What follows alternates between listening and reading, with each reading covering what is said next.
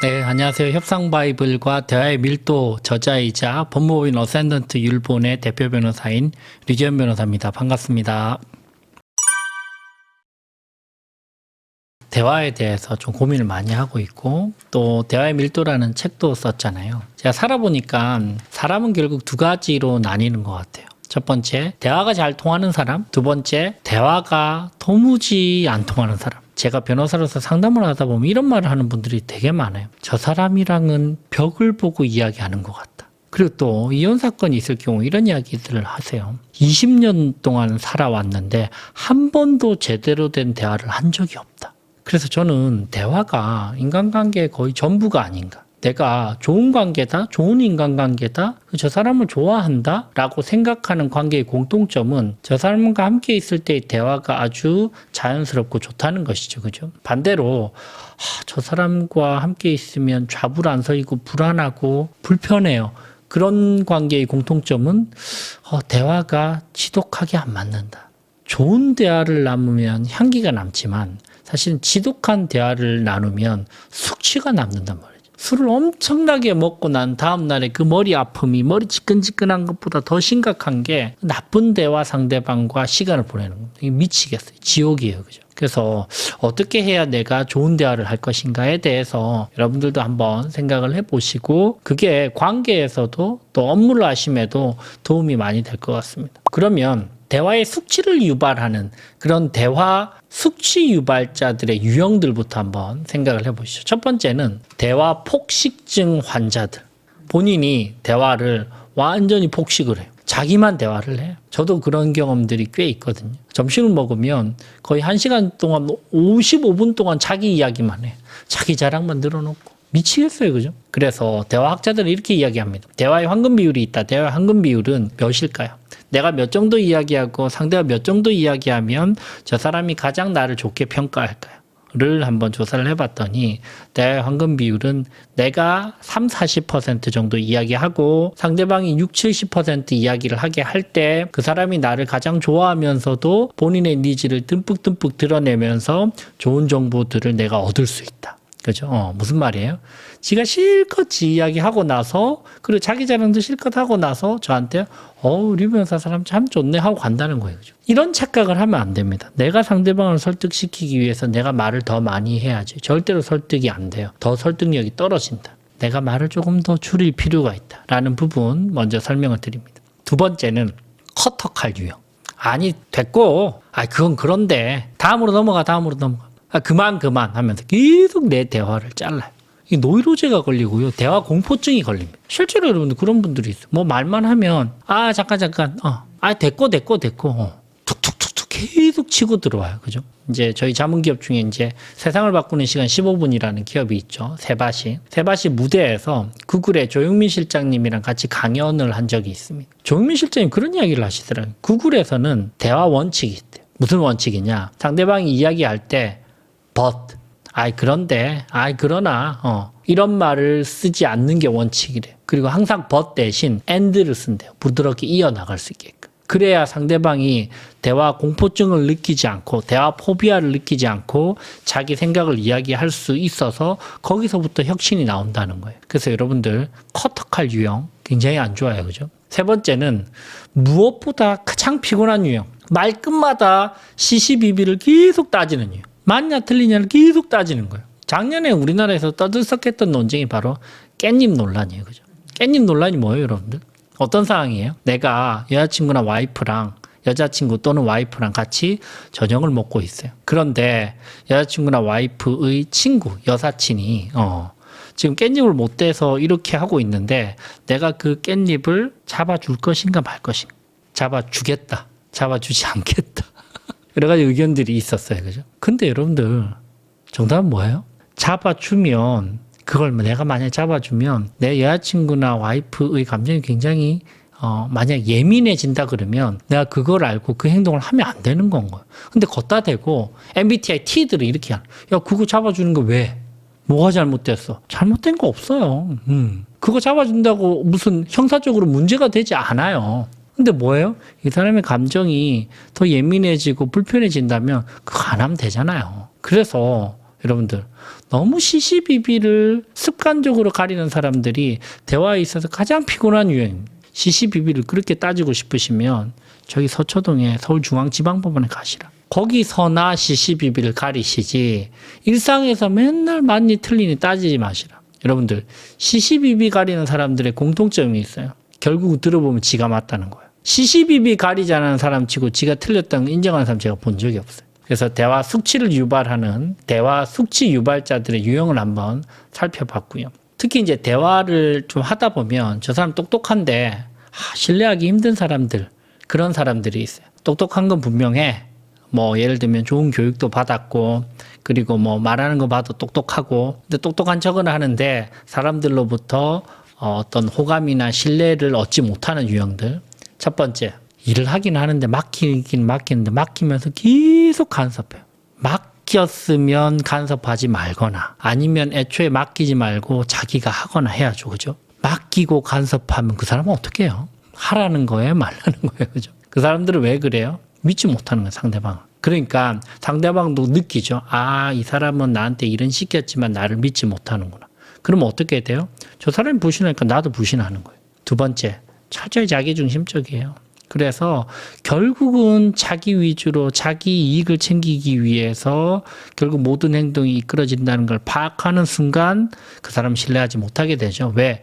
결정적인 순간에 결국 자기 이익만 챙길 거기 때문에. 자기 이익도 챙기는 게 아니고 자기 이익만 챙기는 사람 말씀드리는 거예요. 그죠? 세 번째, 상대방의 감정을 너무 배려하지 않아요. 지 감정만 항상 내세우고. 인간인지라 우리는 전부 다 감정이 있잖아요. 그죠? 근데 맨날 자기 감정대로 휘두르고 상대방을 휘둘리게 만들고, 그죠? 이 사람의 감정은 한 개도 배려하지 않는다. 그러면 상대방을 견디다 못해서 결국 관계가 끊어질 겁니다. 그죠? 네 번째, 시간으로 갑질해요. 지 기준으로 시간을 무조건 맞춰야 돼. 예측 가능성을 보장해 주지 않는 건 거야.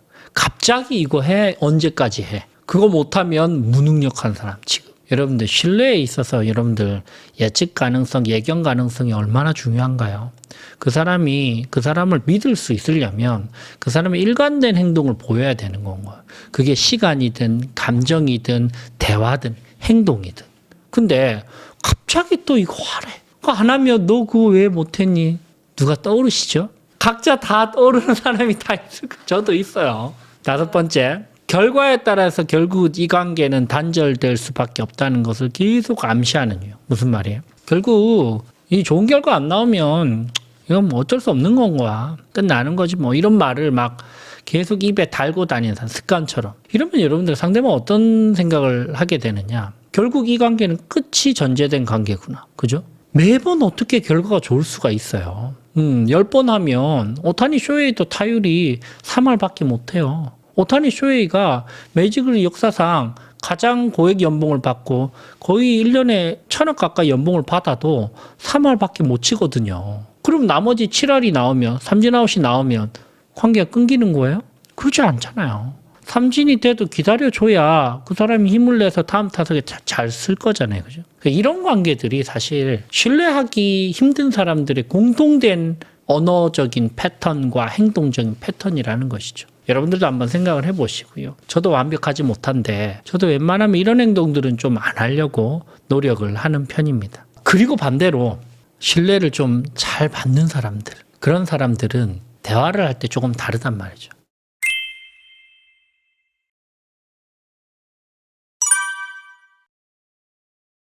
대화법을 위주로 크게 두 가지 유형으로 인간의 대화법의 행태들을 한번 좀 분석을 해봤어요. 첫 번째는 상어식 대화고 두 번째는 고래식 대화입니다. 상어식 대화는 조금 전에 이야기했던 그 이기적이고 자기 감정만 생각하고 상대방을 믿지 못하고 상대방을 코너에 몰아넣고 그런 방식으로 대화를 하는 거예요. 먹잇감을 발견한 상어처럼 상대를 코너에 몰아두고 비교하고 핀잔 주고 찌르고 공격하며 이 상황에서 어쩔 줄 몰라 하는 주위의 사람들을 바라보며 감정적 승리감을 맛보려는 아주 포악한 대화 떠오르죠.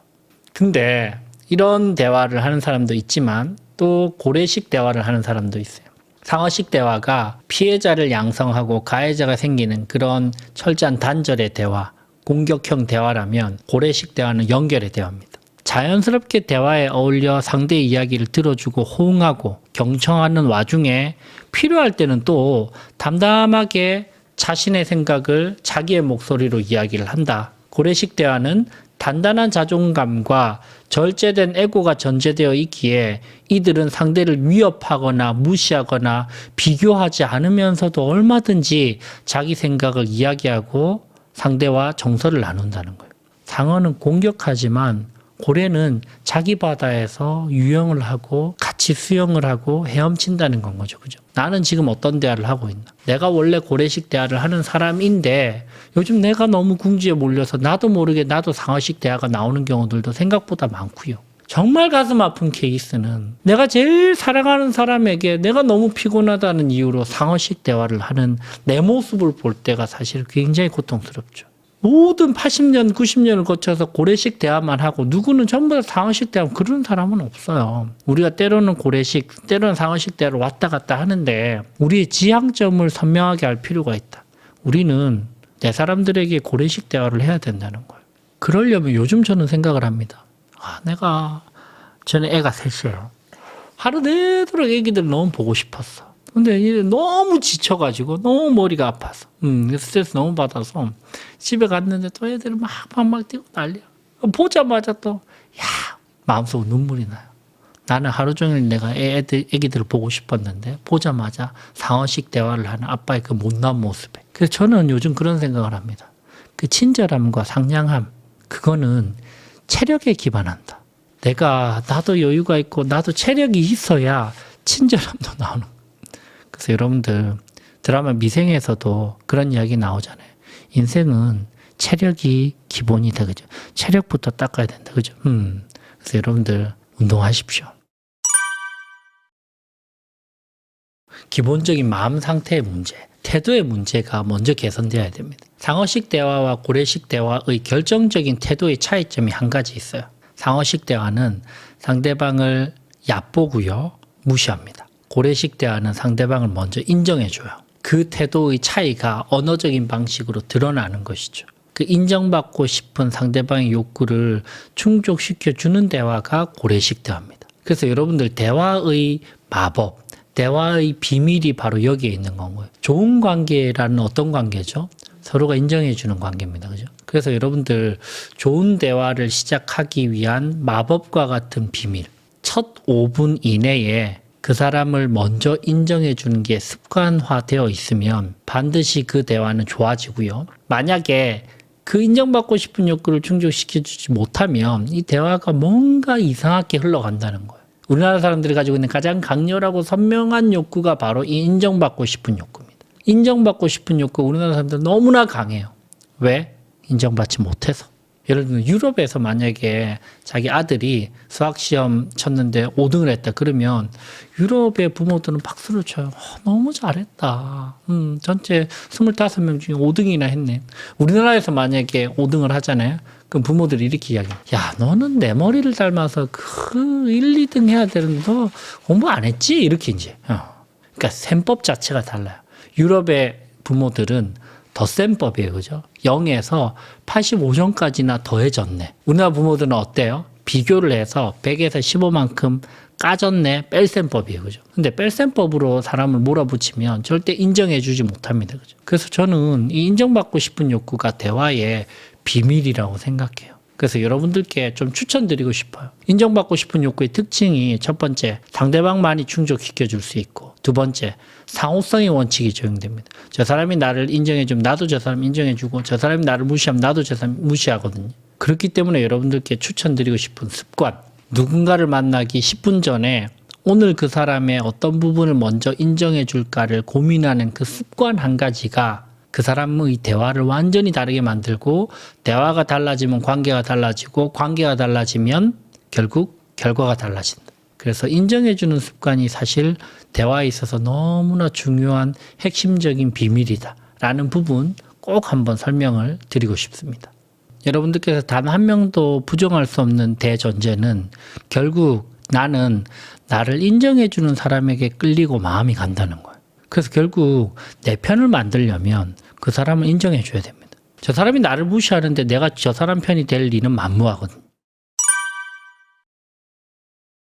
그 두려움의 근원이 뭔지를 좀 잘 생각해 볼 필요가 있을 것 같아요. 그러니까 내가 내 스스로 내 마음속에 정리가 안 돼서 메시지가 정리가 안 돼서 두려운 건지, 아니면 대화하는 것 자체가 아직 내가 좀 그런 경험 자체가 부족해서 내가 조금 겁이 나는 건지. 그래서 내가 그 폰포비아라고도 하죠, 그죠? 폰에 대해서, 전화하는 것에 대해서 두려워하고 대면 미팅을 하는 것을 두려워하고, 그 원인들이 조금씩 다 다를 거라서 기본적으로 내가 그 두려움의 원인을 먼저 찾으면, 여러분들 원인만 찾아도 훨씬 더 공포감이 줄어들어요. 저도 그런 경험들이 있어요. 제가 두려워했던 어떤 상황이 있는데, 내가 이런 부분을 두려워하고 있구나, 실체만 파악해도 그게 공포감이 줄어들더라고요. 그죠? 그래서 나는 한번 스스로 대화를 해보십시오. 나는 어떤 부분에 있어서 불편함과 공포감을 느껴서 이런 상황을 내가 계속 멀리하고 깊이 하는 것인지, 그 실체를 좀 파악해 볼 필요가 있을 것 같습니다. 책을 좋아하시는 분들은 협상 바이블, 류전 변호사 협상 바이블, 그리고 류전의 대화의 밀도 책을 읽으시면 되고, 또 유튜브를 또 구독하시는 분들은 협상가 류전이라는 채널을 여러분들 찾아보시면 여러 가지 협상, 대화, 설득에 대한 컨텐츠들이 많이 있습니다.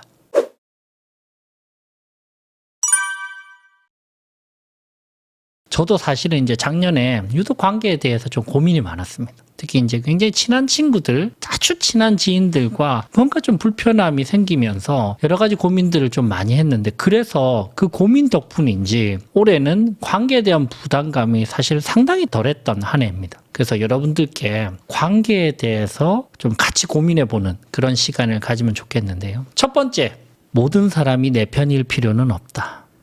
여기서부터 시작하는 것 같아요. 우리가 이제 인맥이라는 이유로, 여러 가지 네트워킹이라는 이유로 너무나 많은 사람들을 만나고 명함도 교환하고, 어쩔 수 없이 만나는 사람들, 아니면 내가 의도적으로 만나는 사람들, 그들 속에서 내 마음을 대부분의 사람들에게 내가 좋은 사람으로 비치기 위해서 그러려고 부단히 노력했단 말이죠. 근데 결론적으로는 별로 부질없더라. 결국은 나와 주파수가 맞는 사람들만 남더라. 그거는 팩트다. 주파수가 안 맞는 사람을 내가 그냥 붙들고 있어봤자 그 사람들은 어차피 결이 안 맞는 사람들이다. 그렇게 생각하면 아주 심플해집니다. 그리고 여러분들, 결이 안 맞는 사람, 주파수가 안 맞는 사람들을 내가 배제하고 적으로 만들라는 거 전혀 아니에요. 그죠? 내게 주파수가 잘 맞는 사람은 내 편으로 확실히 하고요. 그리고 주파수가 안 맞는 사람도 느슨한 연대를 가지고 우리가 같이 서로 협업을 하면서 또 일도 하면서 한 번씩 인사도 나누면서 얼마든지 할 수 있는 건 거예요.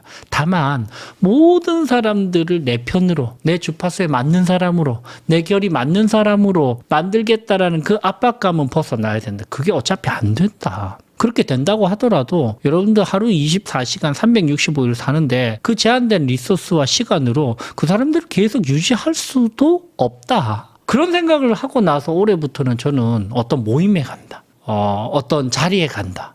저는 생각이 좀 많이 바뀌었어요. 옛날에는 내가 어떻게 잘 보일까? 어떻게 좀 멋진 사람을 보일까? 요즘 이렇게 생각합니다. 다들 멋진 분들일 텐데 내 주파수에 맞는 사람 한두 명만 찾자. 그것만으로도 이 모임은 너무나 유의미하다. 나머지 분들은 또 때에 따라서 서로 도움을 주고받을 수 있으면 그 정도로 족하다 라고 생각하니까 인간관계가 힘에 부치지가 않아요. 마음이 편해집니다. 그래서 첫 번째, 모든 사람이 다 내 편일 필요도 없고 그게 유지되지도 않는다. 12월 달부터 뭐 첫째 주, 둘째 주 막 크리스마스 되기 전까지 연말에 또 막 스키를 타러 가자, 뭐 동창회를 하자. 다 쫓아가실 필요가 없다. 그렇게 정례화된 그런 모임들, 내가 들어가도 그만이고 내가 빠져도 아무도 사실 모른다. 찐 친구들, 저는 기본적으로 이렇게 생각합니다. 두 테이블이 넘어가는 모임은 대화의 밀도가 너무 떨어지는 것 같아요. 한 테이블 4명 제일 좋고요. 두 테이블 8명까지는 같이 이야기를 할 수 있어요. 8명 넘어가잖아요, 여러분들. 그러면 어떻게 돼요? 각자 테이블에서 각자 이야기하고 끝이에요. 그러면서 인사 한번 하고 끝이고, 그죠? 정례화된 형식적인 모임을 내가 모두 다 따라가지 않아도, 나의 모든 에너지를 다 쏟지 않아도 된다. 그래서 저는 이렇게 생각을 해요. 진짜 찐들의 모임은 오히려 11월 달이다. 12월 달을 바쁠 거 분명하니까 우리 그 전에 우리 속닥하게 우리끼리 한번 오붓하게 한번 보자. 그런 친구들이 진짜 찐이에요. 그런 친구들에게 에너지를 쏟는 게 맞죠. 그죠? 그런 생각이 들고 한 가지 팁을 드리자면 저녁 시간 약속을 저는 최소화하기 위해서 진짜 보고 싶은 사람들은 아침에 조찬에 봅니다. 아침 7시에서 한 9시 정도 사이. 예를 들면 제가 이제 주로 좀 즐겨가는 남산에 있는 그랜드 하얏트 호텔 조찬 지금 기준으로 65,000원 정도 하는 것 같아요. 아침에 여러분들 7시쯤 가면 해가 쫙 떠오르는 게 보이고요. 평온하고요. 화, 수, 목에 가면 사람이 그렇게 많지도 않아요. 금, 토, 일, 월에 가면 사람이 많아요. 숙박하는 분들. 그때 좀 여러분들 우리가 본능적으로 싫어하는 사람을 눈 뜨자마자 보고 싶어 하지는 않거든요. 그래서 내가 진짜 좋아하는 사람들. 근데 저녁에 봤을 때랑 대화의 질이 달라요. 왜?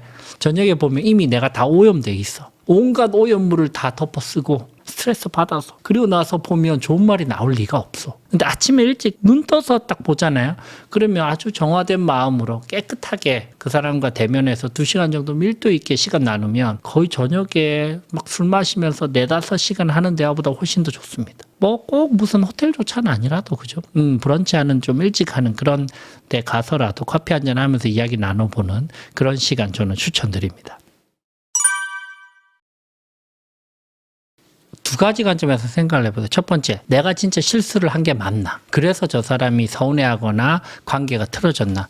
그러면 여러분들 진심을 다해서 여러분들께서 사과를 하시고요. 미안하다고 이야기를 하십시오, 여러분들. 미안하다는 말은 여러분들 자존감이 높은 사람만 할 수 있는 말입니다. 내가 자존감이 굉장히 떨어져 있으면요. 상대방에게 미안하다고 이야기하는 것조차 내가 지는 것 같아서 그런 말을 잘 안 해요. 지가 실수를 해놓고도. 근데 여러분들 본인은 알아요. 내가 진짜 잘못을 한 게 맞는지 아닌지. 그러니까 내가 그냥 객관적으로 메타인지를 했을 때 내가 스스로 진짜 미안한 행동을 했다면 미안하다고 정중하게 어떤 방법을 써서라도 그 메시지를 전달하십시오. 두 번째, 근데 내가 생각하기에 내가 미안한 건 아니야. 그냥 상황적으로 오해가 생겼고 그리고 나서 저 사람이 좀 상황적으로 불편해서 지금 거리감을 두면서 나를 좀 불편하게 만들고 있어요. 그럴 때는 저는 기본적으로 이렇게 생각을 합니다. 내가 마음을 다해서 실수하지 않고 그 사람을 대했다면 이제는 기다리면 된다. 억지로 그걸 막 끼워 맞출 필요가 없다. 그러면 오히려 더 망가지더라, 관계가.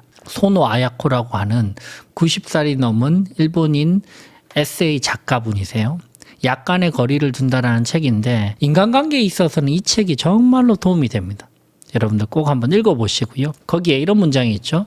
거리라는 것이 얼마나 위대한 의미를 갖는지 사람들은 잘 모른다. 어머니 말씀처럼 사람이나 집이나 약간의 거리를 더 통풍이 가능해지게 하는 것이 아주 중요하다라고 이야기를 합니다. 그죠? 내가 실수를 했다면 내가 진심을 다해서 사과를 하지만 그게 아닌데 뭔가 불편한 상황이다. 그러면 여러분들 기다리십시오. 그리고 약간의 거리감을 두는 것이 관계를 건강하게 만드는데 훨씬 더 유익합니다. 또 한 가지는 요즘 제가 좀 생각하는 게 바로 이런 부분인 것 같아요. 내가 좋은 관계를 유지하기 위해서, 내가 좋은 인간관계를 유지하기 위해서는 내가 어떤 사람을 좋아하고 어떤 인간관계를 좋아하는지를 먼저 잘 알아야 된다. 그렇지 못하면 어떻게 돼요, 여러분들? 이 사람도 만나고 저 사람도 만나고 사실 이 사람은 나랑 결도 안 맞고 주파수도 안 맞는데 계속 시간 썼고 그렇게 되면 나의 한정적인 시간을 별로 의미 없는 인간관계에 다 쏟아내게 되는 것이죠. 그죠? 좋은 인간관계를 유지하면서 좋은 사람들로 채우고 그리고 내가 닮고 싶은 사람들로 나의 시간을 채우는 것이 나의 인생의 행복을 위해서 너무나 중요한데 그러려면 내가 어떤 사람을 좋아하는지부터 잘 알아야 됩니다.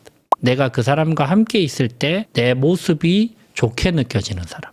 내가 그 사람과 있을 때 내 모습이 부자연스럽고 아니면 뭔가 과하게 오버하고 있는 척하고 그죠? 아니면 질투하고 그런 내 모습이 보이면 내가 불편해서 그 사람과 못 있어요. 그죠? 기본적으로 내가 이 사람과 함께 있는 시간이 좋다는 거는 그 사람과 함께 있을 때 내 모습이 마음에 드는 거예요. 그런 나의 좋은 모습을 이끌어주는 사람, 그런 사람이 기본적으로 좋은 사람이다. 두 번째, 어떤 방식으로든 배울 게 있는 사람. 말씀하셨던 거는 지적으로 배울 게 있는 사람일 수도 있고 삶을 대하는 태도로서 배울 게 있는 사람이 있고, 아니면 뭔가 비즈니스를 하는 방식으로 배울 게 있는 사람도 있고, 그죠? 어떤 방식으로든 내가 못 갖고 있는 것을 배울게 하게끔 하는 사람이 매력이 있는 것 같아요. 세 번째는 너무 중요한 부분인데요. 요즘 그런 생각이 특히 많이 들어요. 시간이나 돈이나 타인에게 의존하지 않고 자기 삶을 자기 색깔대로 살아가는 사람. 의존적이지 않는 사람. 그런 사람이 매력적인 것 같아요. 예를 들면 배울 점이 많은데 맨날 이야기를 할 때마다 자기 아빠 이야기만 해. 자기 아빠가 어떻고 물을 잃었고 우리 아버지가 이런 걸 사줬고, 저는 그런 거는 별로, 좀 요즘은 좀 별로, 옛날에는 혹했어요. 그죠? 요즘은 그거는 저는 가짜라고 생각을 해요. 본인의 색깔로 타인들에게 의존하지 않고 자기의 삶을 충실하게 살아가는 사람. 이런 사람들이 저는 요즘 함께 있고 싶은 사람이다. 그리고 마지막 네 번째 가장 중요한 부분이에요. 스스로의 삶에 만족감을 느끼는 사람. 이게 너무나 중요합니다. 이 앞에 있는 모든 것들을 다 만족을 시켜도 스스로의 삶에 계속 만족감을 못 느끼고 타인들과 계속 자기의 삶을 비교하면서 거기서 자기의 위치를 만들어 나가는 이런 사람들은 저는 함께 있는 게 불편해요. 왜? 그 사람 끝이 없어요. 그래서 자족감을 느끼는 사람, 자기 스스로 만족감을 충분히 느끼는 사람, 타인과의 비교에 의해서 만족감, 가짜 행복감을 느끼지 않는 사람, 이런 사람들을 주위에 두고 싶다. 그게 어느 정도 좀 명확해지니까 제가 이제 그런 분들에게 조금 더 시간을 할애하고 그런 분들과의 인간관계에 조금 더 가치를 두고 제 삶을 살아가니까 훨씬 더 좀 시간 관리에 있어서, 그리고 관계에 있어서 좀 더 풍요로워지지 않나라는 생각이 듭니다. 관계에 있어서 조급해하지 마세요. 저도 20대 때 30대 초반에 그런 생각을 많이 했어요. 한 명이라도 더 만나고 한 명이라도 명함을 더 줘야지. 근데 지금 여러분들 생각해보면 저는 어떤 생각이 드는지 아세요? 오히려 그때 안 만나는 게 나았던 사람들도 있고 그때보다 지금 만나는 게 훨씬 더 내게 도움이 되는 사람도 있다는 거예요. 내가 읽지 않았을 때, 준비가 되지도 않은 그런 풋사과일 때, 그럴 때 어설프게 만나서 서로 명함 교환하고 그러면 그 사람들의 첫인상으로는 저는 읽지 않은 사과란 말이죠. 그죠? 그래서 여러분들 꼭 관계에 있어서 조바심을 가지고 너무 많은 사람들을 억지로 성급하게 만날 필요가 없다. 내가의 내 영역에서 충분히 나의 내공을 가지고 나의 역량을 가지고 좋은 의도로 내 역할을 하고 있으면 언젠가 반드시 만나게 되어 있다. 그 준비를 하고 만나는 것이 그 사람에게 내 첫인상을 형성시키는데 훨씬 더 유리하다. 그래서 만남에 대해서 우리가 너무 성급함을 가질 필요가 없다. 설명을 좀 드리고 싶고요. 마지막으로 한 가지. 제가 인간관계에 있어서 지침서라고 할 수 있는 애덤 그랜트의 Give and Take라는 책을 추천드리고 싶어요. 이 Give and Take라는 책은 아주 선명한 메시지를 가지고 있죠. 사람을 세 가지로 나누죠. 그죠? 첫 번째, 사람들로부터 어떤 걸 더 뺏어 먹을까만 생각하는 테이커. 항상 테이크 하려고 하는. 두 번째는 일단은 먼저 내 걸 좀 풍요롭게 베풀어 주고 관계를 시작하는 기버, 기버하는 사람. 세 번째는 대부분의 사람들이 해당되는 매처예요. 매처는 뭐예요? 테이커에게는 얘 테이커네? 나도 같이 뺏고 쉽게 안 주고, 기버에게는 이분 기버네? 그럼 나도 주는, 그렇게 해서 밸런스를 맞춰주는 게 바로 매처입니다. 근데 이런 경우들도 있죠.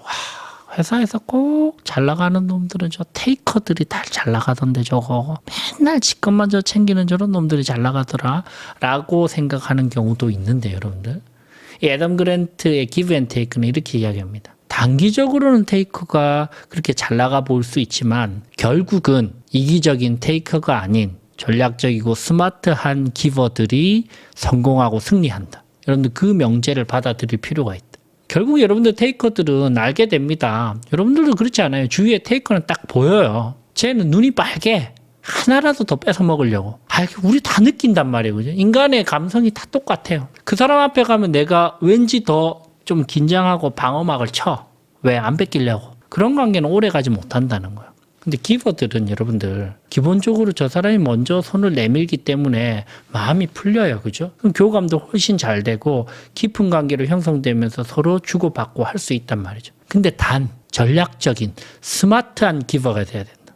무슨 말이에요? 그냥 막 퍼주는 기본은 호구가 될 수 있어요. 왜? 나의 에너지와 나의 자원은 유한한데 계속 퍼주기만 해. 그럼 나는 어떻게 돼요? 내가 일상이 무너진다는 거예요. 내가 크게 일상을 무너뜨리지 않고 내가 데미지를 입지 않으면서도 상대방에게 호혜적으로 줄 수 있는 것들이 있어야 된다. 그게 바로 스마트한 기버의 자세입니다. 여러분들이 그게 물질적인 게 아니어도 돼요. 저 같은 경우에는 협상 컨텐츠를 제 유튜브 채널에 계속 올리잖아요. 그죠? 그것도 제 나름대로 기버로서 제가 할 수 있는 거라고 생각해요. 제가 막 돈을 받지도 않고 그걸 막 유료로 전환하지도 않아요. 또 제가 인상적으로 읽은 책들은 제가 요약본을 가지고 또 요약본을 공유해 드리기도 해요. 예를 들면 로버트 그린의 인간 본성의 법칙, 레이 달리오의 원칙, 애덤 그랜트의 Give and Take 이런 책들은 제가 요약본을 만들어 가지고 여러분들께 또 드리기도 하거든요. 좀 내가 너무 큰 에너지와 노력과 물질적인 데미지를 입지 않고서도 호혜적인 관계를 형성시킬 수 있는 그런 스마트한 기버로 자리매김을 한다면 저 사람이 생각하기에도 그 사람 참 좋은 인맥이야. 그런 포지셔닝으로 여러분들이 사회생활을 해나갈 수 있고 그러면 일상이 흔들리지 않고서도 너무 쫓아다니지 않으면서도 내가 좋은 인맥과 관계를 유지할 수 있지 않을까라는 생각이 듭니다.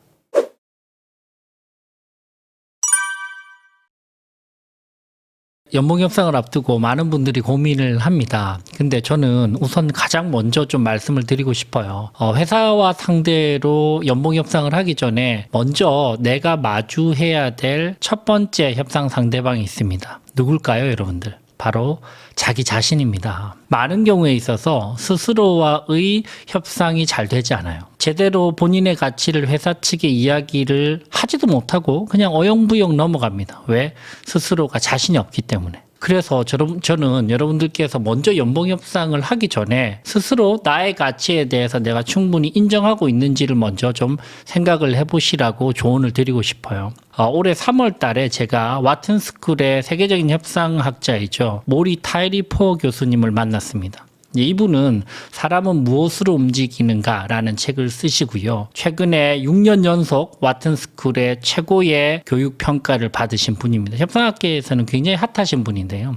이분 책에 아주 인상적인 문장이 있습니다. 스스로 자신의 가치를 깎아내려서는 안 됩니다. 그러면 남들도 당신의 가치를 깎아내립니다. 당신의 가치가 충분히 존중받고 있는지 항상 스스로 점검해야 합니다. 제대로 존중받지 못한다고 느끼면서 계속 시간과 노력을 내주면 자신의 가치에 회의감이 들기 시작하고 모종의 습관과 패턴이 생겨 부정적인 상황이 지속될 수 있습니다. 또는 억울한 마음이나 분노가 차오를 수도 있으며 이 역시 해롭기는 마찬가지입니다. 즉 여러분들 먼저 내가 회사 측에 연봉 협상을 하기 전에 가장 먼저 내가 나의 가치를 충분히 인정하고 있는지 스스로 대화할 수 있는 시간이 필요할 것 같습니다. 관련해서 여러분들께서 연봉 협상 전에 던져볼 만한 질문들 몇 가지를 제가 한번 추려봤는데 첫 번째, 나는 협상이 안 될 것이라고 섣불리 판단하고 있지 않는가? 두 번째, 나는 왜 나에 대한 부정적인 부분, 부정적인 정보에만 지나치게 집중하고 있는가? 세 번째, 나는 스스로의 가능성을 제한하는 말을 스스로에게 하고 있지 않는가? 네 번째, 자기 의심에 휩싸여 있으면 협상을 시작하기도 전에 결과가 정해진다라는 부분을 먼저 여러분들께서 염두를 해두시고 연봉 협상을 준비를 하신다면 조금 더 자신감 있게, 조금 더 나에 대해서, 나의 가능성에 대해서, 나의 가치에 대해서 충분히 설득력 있게 이야기를 할 수 있을 것이라고 생각이 듭니다. 내가 원하는 것을 당당하게 요구를 해도 그것이 절대로 나를 나쁜 사람으로 만들지 않는다. 그 생각을 가지고 있어야만 내가 원하는 것을 상대방에게 이야기를 하고 그리고 상대방도 원하는 것들 내가 들어주면서 서로 윈윈하는 협상이 될 수 있을 것이라고 생각이 듭니다.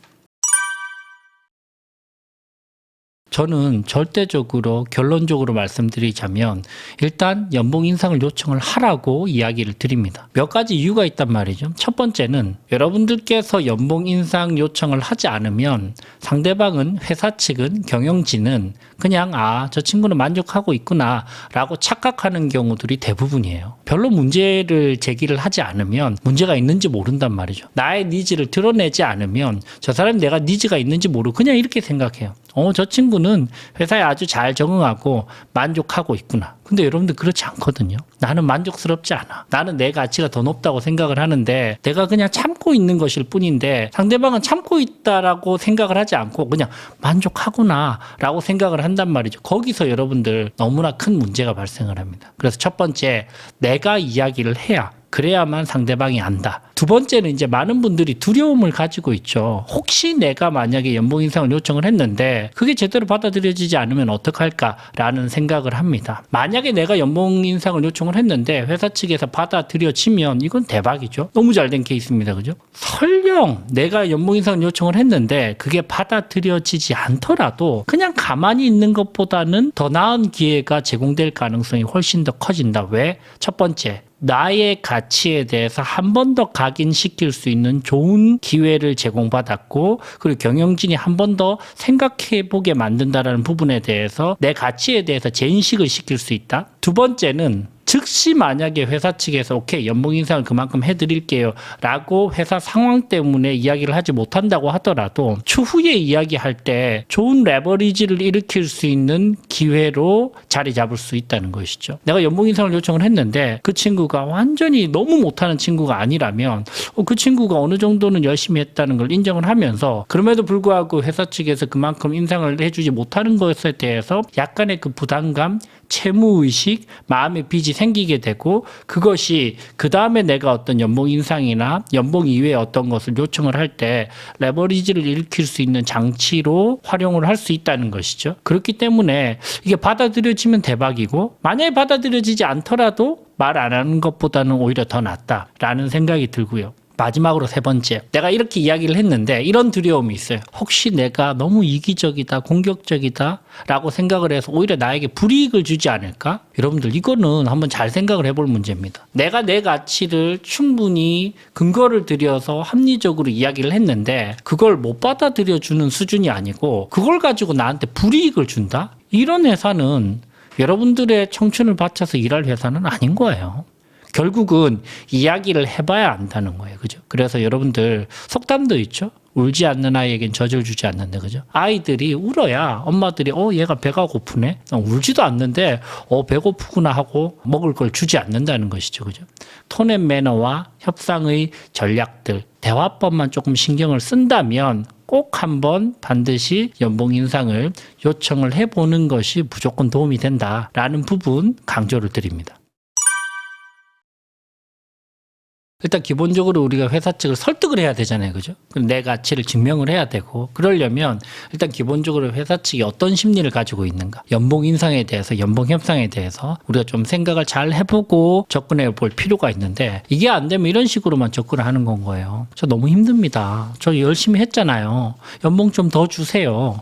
이거는 여러분들 마치 아이들이 투정 부리는 거랑 비슷하단 말이죠. 회사 입장에서는 이렇게 생각을 하는 건 거예요. 당신이 충분히 열심히 해왔던 것은 이미 기존 연봉에 다 반영이 돼 있다. 연봉 인상을 한다는 것은 어떤 의미죠? 과거에도 열심히 해서 내가 거기에 대해서 인정한다 플러스 미래에 향후 1, 2년 동안에는 이만큼 더 열심히 하고 이만큼 더 성과를 보여달라라는 기대감으로 연봉 인상을 해주는 거예요. 그죠? 그렇다면 여러분들 내가 과거에 이런 것들을 해왔습니다 라는 말만 거의 30분 1시간을 하면 회사 입장에서는 설득이 잘 안 돼요. 너 그렇게 열심히 한 거 알아. 그래서 그 연봉 받고 있는 거야. 그렇게 가면 안 되고 저는 그렇게 생각합니다. 적어도 50% 이상은 한 40, 50%까지는 예를 들면 내가 과거에 이렇게 열심히 해왔고 이런 일을 잘 해왔습니다를 어필을 한다면 나머지 40, 50%는 그리고 플러스 알파로 제가 이런 일까지 이제 할 생각이고 이런 성과까지 기대를 할 수 있을 것 같습니다 라는 기대감을 불러일으켜야 된단 말이죠. 그래서 과거에만 집착해서 연봉 인상의 근거를 마련하지 마라. 과거와 미래를 적절하게 섞어서 미래에 대한 기대감을 주게 만드는 것이 생각보다 연봉 인상을 할 때 너무나 중요한 설득력으로 작용을 한다라는 부분을 말씀을 드리고 싶습니다. 연봉 인상을 요청을 하는데 내가 더 잘할 자신이 없으면 연봉 인상을 요청하면 안 되는 건 거죠. 속이는 거잖아요, 스스로. 그죠? 그래서 본인 스스로 대화가 충분히 돼야 됩니다. 항상 여러분들 생각을 해보면 상대방과 누군가 이야기를 하는데 이런 경우들이 있어요. 저 사람은 자기 스스로도 별로 자신감이 없네. 스스로의 대화가 잘 안 되어 보이네. 스스로 무슨 말을 하는지 잘 모르겠네. 연봉 협상할 때도 마찬가지. 회사 측이 보기에 저 사람은 스스로 더 잘할 수 있는 자신감이 별로 없어 보이는데 이렇게 느껴진단 말이죠. 그죠? 왜 그래요, 여러분들? 내가 스스로 내 마음속에 여러 가지 생각들을 정리할 수 있는 시간이 없어서 그래요. 하루 24시간이 자는 시간을 제외하고 전부 다 타인 간의 대화로만 전부 다 채워지면 그런 현상이 발생을 합니다. 그래서 여러분들 다시 돌아가서 연봉 협상을 할 때 첫 번째 대화 상대방은 누구예요? 내 자신입니다. 그죠? 내가 기본적으로 어떤 일들을 한 해 동안 해왔고 그리고 앞으로 한 해 동안에는 또 여기에 기반해서 어떤 부분들을 얼마나 더 잘해낼 수 있는지를 스스로 정리를 한 다음에 그래야 연봉 협상을 해야 본인도 떳떳하고 설득력도 생길 겁니다.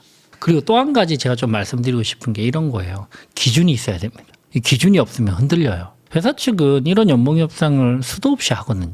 경영진은 이런 연봉 협상을 전 직원들을 대상으로 하거든요. 그죠? 본인들의 기준이 있는데 나는 기준이 없어서 계속 흔들려요. 그러면 설득력이 있다 없다 없다는 거예요. 그죠? 그래서 기본적으로 저는 이렇게 생각합니다. 첫 번째는 오케이. 내가 원하는 연봉 인상의 어떤 수준, 나는 한 요 정도는 연봉 인상을 원한다. 내가 예를 들어 내가 지금 5천만 원 받고 있으면 나는 한 6천만 원 정도까지 받고 싶다. 아니면 한 10% 정도 원한다. 5,500만 원 정도 받고 싶다라고 생각을 해요. 이게 거래 성사지점입니다. 만족스러운 거래를 하기 위한 성사지점. 두 번째는 나는 그러면 첫째 안으로 얼마 정도 이야기할 건지. 첫째 안이 여러분들 절대로 그대로 받아들여질 가능성이 별로 그렇게 높지가 않아요. 첫째 안이 그대로 받아들여질 가능성은 저는 경험적으로 봤을 때 30% 이하라고 봐요. 그렇기 때문에 첫째 안은 조금 더 높게, 그죠? 내가 5,500을 생각하고 있다면 5,800, 5,700 조금 더 내가 좀 욕심을 내자면 한 6,000 정도까지 첫째 안을 해보겠다. 그리고 그럼에도 불구하고 내가 만약에 회사 측의 여러 가지 상황 때문에 그렇게 해도 힘들다고 했을 때 나는 그러면 이 지점 미만이면 나는 이 협상에 대해서 정중하게 거절을 하겠다. 나만의 마지노선이 있어야 되는 건 거죠. 그죠? 예를 들면 5천만 원 받고 있는데 내가 연 5%의 인상도 못하면 나는 이 부분에 대해서 강하게 어필을 하겠다. 그런 본인만의 기준점이 있어야 된다. 그죠? 그래서 세 가지 기준점이에요. 내가 만족하는 그 기준점, 내가 첫째 할 기준점, 그리고 나의 마지노선에 대해서 여러분들께서 좀 수치화 시키고 나서 협상을 시작을 해야 흔들리지 않는 협상을 할 수 있습니다. 세 가지 정도로 시뮬레이션 돌려봐요. 회사가 예스 했을 때 너무 좋죠? 근데 한편으로는 좀 아쉽기도 해요. 무슨 말이에요? 조금 더 이야기했었어야 돼. 곧바로 예스를 했다는 거는 내가 조금 더 이야기를 했었으면 그것도 가능했다는 거예요. 그죠? 첫 번째. 그래서 내가 조금 더 원해야 더 얻는다. 두 번째, 그러면 no 아니면 maybe란 말이죠. 그죠? no일 경우에는 분명히 이유를 들어야 돼요. 왜 거절을 하는 건 건지. 이유를 듣고 나서 그 내가 연봉 인상 이외의 이야기를 할 수 있는 것들을 조금이라도 더 실리를 챙기기 위해서 한 번 더 협상을 또 해볼 수 있습니다. 그러니까 연봉 인상은 안 됐지만 예를 들면 직책을 좀 바꿔준다든지 아니면 내가 재택근무를 일주일에 한두 번은 하게 해준다든지 아니면 내가 너무나 듣고 싶었던 교육 기회를 제공받는다든지 그죠? 그래서 내가 노 받는다고 해서 감정적으로 저 사람 나 싫어하나 보다 회사가 나 싫어하나 봐 그렇게 생각하지 마세요. 여러분들 하수들은 거절을 감정으로 받아들이고요. 고수들은 거절을 정보로 받아들입니다. 아, 요 정도 수준은 받아들여지지 않는구나. 그럼 내가 어떤 방식으로 이어나갈까를 생각한단 말이죠. 세 번째, 이제 피디님께서 말씀하셨던 애매하게 매입이라고 이야기합니다. 한번 생각해 볼게요. 조금만 시간을 두고 이야기를 해보시죠. 이렇게 할 때는 여러분들 거기에 끌려가면 안 돼요. 왜? 이 매입이라는 대답은 사실 희망인 척하지만 대부분은 뭐예요? 희망 고문이에요. 희망 고문이 계속되지 않게끔 어느 정도 우리의 리소스가 한정적으로만 쏟을 수 있게끔 좀 제한을 해줘야 됩니다. 시간적으로 어떻게 해요? 그러면 예를 들면 이런 건 거죠. 네, 알겠습니다. 그러면 회사 측에서는 한 어느 정도 기간이 필요하신가요? 한 달 안에는 그러면 확답을 주실 수 있을까요? 아니면 2주 안에는 확답을 주실 수 있을까요? 이렇게 해서 내가 계속 희망 고문에 끌려다니지 않을 수 있게끔 장치를 좀 마련해서 시간을 좀 제한해줘야 그래야만 내가 매입이라는 희망 고문을 계속 받으면서 에너지가 낭비되는 그런 패턴들을 줄일 수 있다는 것이죠. 그래서 yes, no, maybe 각각에 대해서 내가 어떤 식으로 반응할지에 대해서 시뮬레이션을 한번 해보실 필요가 있습니다. 모든 연봉 테이블이 다 기본적으로는 정해져 있지만 내가 이런 부분에 대해서 1년 동안 열심히 준비해서 열심히 일을 했고 남들보다 누가 봐도 뛰어난 성과를 얻었고 그죠? 그런 부분에 대해서는 내가 한 번 더 어필을 한다면 충분히 대기업에서도 어필이 될 수 있어요. 근데 상대적으로 대기업은 워낙 많은 사람들의 연봉을 조율을 해야 되기 때문에 테이블이 어느 정도 정해져 있고 특별한 케이스가 아니면 그 테이블대로 따라가는 경우가 상대적으로는 더 많을 거예요. 그죠?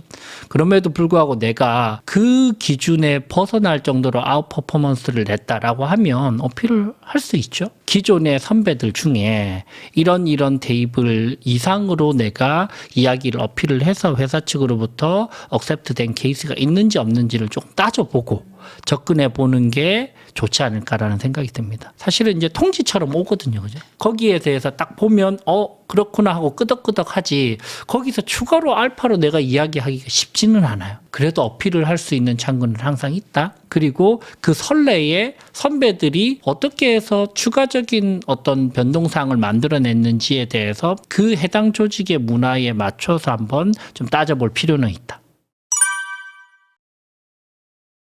첫 번째는 타기업에 비교를 하거나 우리 회사 내부적인 누구 직원에 비해서 내가 너무 작다라는 투로 이야기를 하면 굉장히 공격적이어 보이고 사실 별로 좋지 않아요. 상대방 입장에서는 아주 부정적인 인상을 받게 됩니다. 마치 우리 회사를 딴 회사랑 비교한다든지 저 회사는 이만큼 주는데 왜 저는 이만큼 받나요? 아니면 우리 조직 내부적으로 누군가 비교해서 나는 이만큼 받는데 용납이 안 된다든지 그죠? 그런 방식으로 이야기를 하면 이거는 마치 아이들이 누나는 이거 이렇게 하는데 나는 왜 이거밖에 못해? 이런 방식으로 투정하는 느낌이 들기 때문에 여러분들 그런 방식의 대화법은 저는 별로 좋지 않다라고 생각이 들고요. 두 번째는 제가 말씀드렸잖아요. 과거에 내가 얼마나 열심히 잘했다. 플러스 미래에 이런 부분까지 기여를 하겠다라는 것을 설득력 있게 이야기를 해야 되는데 그냥 내가 힘들다. 내가 경제적인 고통을 겪고 있다. 내가 생활고를 겪고 있다. 이런 부분만 지나치게 이야기를 하는 것은 사실 여러분들 생각을 해보십시오.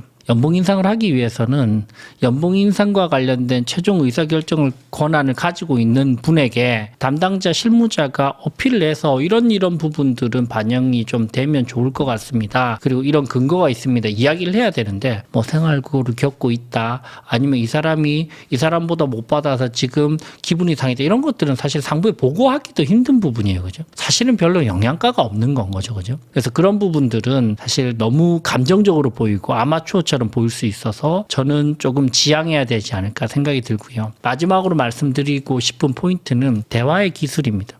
저는 진짜 이 정도까지 일을 했는데 이 정도 연봉을 받는 것은 진짜 도무지 용납이 되지 않습니다. 라고 이야기하는 A가 있고요.